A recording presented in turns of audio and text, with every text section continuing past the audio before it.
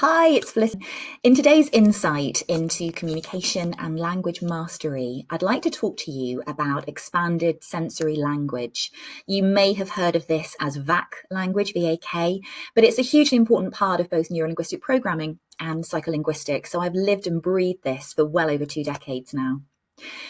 Expanded sensory language works on the premise that each of us as individuals have a preferred language through which we communicate and through which we like to be communicated with. It may be that you're aware of it, it may be that you're not. What you will feel and see and hear is a disconnect if somebody doesn't reflect your language back to you or speaks to you in a very conflicting way. At worst, not only will your message not land, but it's likely to be misconstrued. Your attempts at rapport building will not just be rebuffed. It's likely there's going to be an actual disconnect. Someone's going to be, you may have seen it yourself, someone standing there, I don't understand why he can't hear what I'm saying. And the other person, perhaps in their mind, is just saying, why? I feel so confused. So let's get into VAC language. So traditionally, we've talked about VAC because there are 3 core languages, but actually there is a 4th as well. So we talk about V as visual, we talk about A as auditory, and K as kinesthetic. But we also have auditory digital, which is our 4th language. So people with a visual sensory language, you'll recognize them because they'll be using visual descriptive words. They'll be talking about how something looks. They'll be talking about their descriptives will be very visual. They may be color-based. An auditory person is likely to say something like, does that ring a bell? I love how that sounds. They're very much linked into language which is connected with sense of sound, with musicality, with tonality. And then you've got the kinesthetic folk. Kinesthetic folk are all about feelings, touching, feeling. They might say to you, it just doesn't feel right.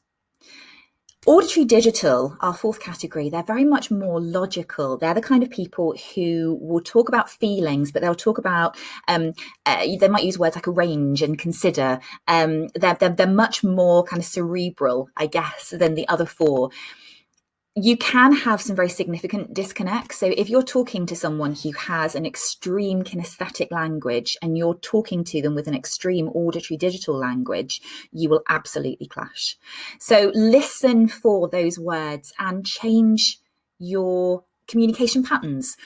This works obviously much better when you're on a one-to-one basis, but actually you can also profile the likelihood, or you can cycle your VAC. So I was going to say profile the likelihood of the preferred sensory language of your audience, but you can absolutely cycle. You can use language which is going to stroke each of the preferential expanded sensory languages. So I've produced a sheet here of expanded sensory language examples, and I've included single words. So under visual, you've got words like bright, clear, focused, hazy, reveal, see, show, view, visualize.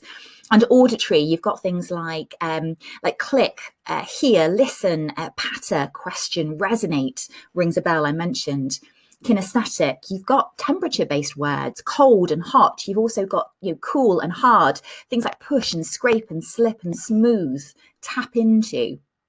And under auditory digital, words like consider, decide, experience, motivate, perceive, remember, sense, and think. I've also put together on the back of this some phrases. So a visual person might talk about something appearing to them. It might be that they have a dim view of something. From an auditory perspective, they can talk about describing in detail. They can talk about hearing something loud and clear. They can talk about asking someone to hold their tongue. Kinesthetic, it could be they talk about firm foundations, get a handle on, get a hold of, get a grip of. And auditory digital, they're going to be asking, discern the answer, experience the best, gain knowledge of, give me your opinion, I sense, I know. So that's just a really brief insight. If you're able to elicit the expanded sensory language preference of the person you're communicating with, you can ensure that your message lands so much more effectively, and that you really do start to build the groundwork and the foundation stones for genuine ongoing rapport.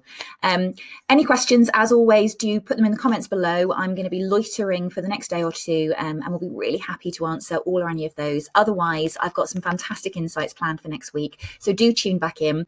Use the hashtag ZenCommsMaster, and you'll be able to see the entire thread of this content as we roll it out over the coming weeks and months. Thanks so much, and speak soon.